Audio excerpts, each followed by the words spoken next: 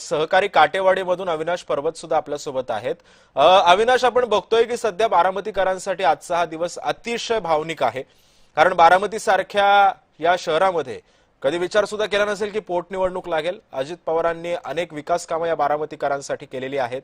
तुम्ही काटेवाडीमध्ये आहात, अजित पवारांचंच जिथे घर आहे तिथे तुम्ही आहात, तुमच्या मागे मतदार आहेत, त्यांच्याशी काही संवाद साधू शकता का आणि एकंदरीतच बारामतीचं काय चित्र आहे सध्या? हो, नक्कीच। आता काही वेळापूर्वी जे आहे सुनेत्रा पवार ज्या उमेदवार आहेत या निवडणुकीमध्ये, त्या ठिकाणी मी थांबलेलो आहे। काही वेळातच जे सुनेत्रा पवार या ठिकाणी पोहोचणार आहे। मोठ्या प्रमाणामध्ये पोलीस बंदोबस्त जो आहे तो लावण्यात आलेला आहे आणि कोणताही अनुचित प्रकार घडू नये याकडे निवडणूक आयोग असेल किंवा पोलिसांचं लक्ष लागलेलं आहे। मोठ्या प्रमाणामध्ये पोलीस बंदोबस्त देखील लावण्यात आलेला आहे। परंतु आता जे आहे उपमुख्यमंत्री सुनेत्रा पवार जे आहे त्या येणार आहेत, त्यामुळे सर्व जो बंदोबस्त तो लावण्यात आलेला आहे। आपण पाहू शकतो मतदारांमध्ये मोठ्या प्रमाणामध्ये उत्साह पाहायला मिळत आहे। काही ना काहीतरी दुःख जरी असलं तरी सुनेत्रा पवार यांना मोठ्या मताधिक्याने निवडून आणायचं असं या बारामतीमध्ये तरी सध्या चित्र पाहायला मिळत आहे। अवघ्या काही मिनिटांमध्ये जे आहे सुनेत्रा पवार या ठिकाणी पोहोचणार आहे आणि त्यानंतर जे आहे साधारण 7 वाजता जे आहे मतदानाला सुरू होणार आहे आणि 7 नंतर जे आहे कशा प्रकारे जे आहे बारामतीकर मतदानाला प्रतिसाद देतात ते पाहणं देखील तितकंच महत्त्वाचं असणार आहे। परंतु आता जे आहे आपण काटेवाडीमध्ये आहे आणि काटेवाडीमध्ये अवघ्या काही मिनिटातच जे आहे ते सुनेत्रा पवार आपला मतदानाचा हक्क बजावण्यासाठी येणार आहेत।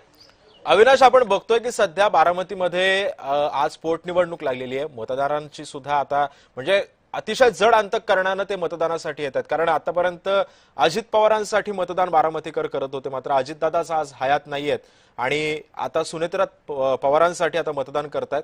काय भावना आहेत बारामतीकरांच्या सध्या? हो, नक्कीच। आपण त्यांच्याकडून परवा दिवशी देखील त्यांच्याकडून काही जाणून घेण्याचा देखील प्रयत्न केला होता, परंतु अजितदादा ज्या आहेत, अजितदादांच्या मतदान संघात आणि अजितदादांच्या जागेसाठी आम्हाला मतदान करावं लागतं, हे आमच्यासाठी दुर्दैवी बात आहे असं मतदारांचं म्हणणं आहे। आणि असं असताना देखील मात्र सुनेत्रा वहिनी यांना आम्ही अजितदादांना आजपर्यंत जेवढं प्रेम दिलेलं आहे त्याच्यापेक्षा जास्त मतांनी जे आहे आम्ही सुनेत्रा वहिनींना निवडून आणणार आहे असं मत जे आहे इथं एकंदरीत बारामतीकरांचं पाहायला मिळत होतं। आणि त्यानंतर जे आहे अजितदादांनी जो आतापर्यंतचा इतिहास मतदानाचा निवडून आणण्याचा जो इतिहास रचला आहे त्याच्यापेक्षा जास्त मतांनी जो आहे तो आम्ही वहिनींना निवडून आणणार असाच जो आहे तो बारामतीकरांचा सूर आपल्याला पाहायला मिळत होता। त्यामुळे आता आजच्या निवडणुकीनंतर नेमकं बारामतीकर काय मतदानात आणि किती लीड देतात हे पाहणं महत्त्वाचं असणार आहे। परंतु आता जे आहे बारामतीकर जे आहे मतदानासाठी सज्ज झाल्याचं आपल्याला पाहायला मिळत आहे। अविनाश, नक्कीच एकंदरीतच हा सगळा दिवस आजचा हा खूप म्हणजे अतिशय दुःखद दिवस आहे आणि त्यातल्या त्यात अनेक बारामतीकर आजचा आता मतदान केंद्राबाहेर सुद्धा आता मतदान करण्यासाठी येत आहेत। तुमच्या मागे सुद्धा काही बारामतीकर आहेत, त्यांच्या प्रतिक्रिया जाणून घ्याल का तुम्ही? हो, नक्कीच। परंतु आता जे आहे सुनेत्रा पवार येणार असल्यामुळे पोलिसांनी जे आहे ते सर्वांना थोडंसं लांब ठेवण्याचा प्रयत्न केलेला आहे। परंतु हे सुनेत्रा वहिनी जे आहे त्या आतमध्ये मतदानाचा साठी गेल्यानंतर जे आपण नक्कीच तिथल्या बारामतीकरांसंग जे आहे आपण बातचीत करण्याचा प्रयत्न करू। परंतु आता जे आहे हे सुनेत्रा वहिनी येत असल्यामुळे जे आहे त्यांना सर्व बंदोबस्त जो आहे तो लावण्यात आलेला आहे, त्यामुळं आता काही प्रतिक्रिया घेणं थोडं शक्य नाही। परंतु आपण लवकरच जे आहे त्या बारामतीकरांच्या प्रतिक्रिया ज्या आहेत ते घेणार आहे, ते आपल्या प्रेक्षकांपर्यंत पोहोचवणार आहे। नक्कीच आपण पाहतोय एकंदरीतच अगदी थोड्याच वेळात या मतदानाला सुरुवात होतीये। मतदान केंद्राबाहेर सुद्धा पोलिसांचा कडेकोट बंदोबस्त सध्या ठेवण्यात आलेला आहे। सुनेत्रा पवार अगदी थोड्याच वेळात मतदान करण्यासाठी तिथे पोहोचतील।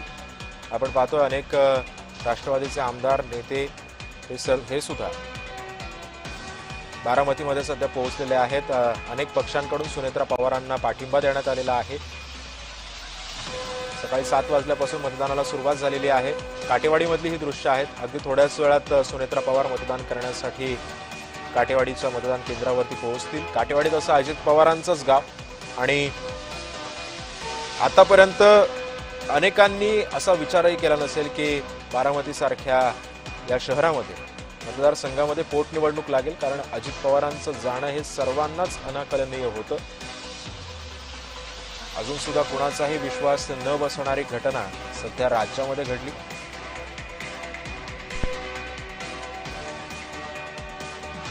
आपण पाहतोय की बारामतीमध्ये मतदानाला थोड्याच वेळात सुरुवात होईल।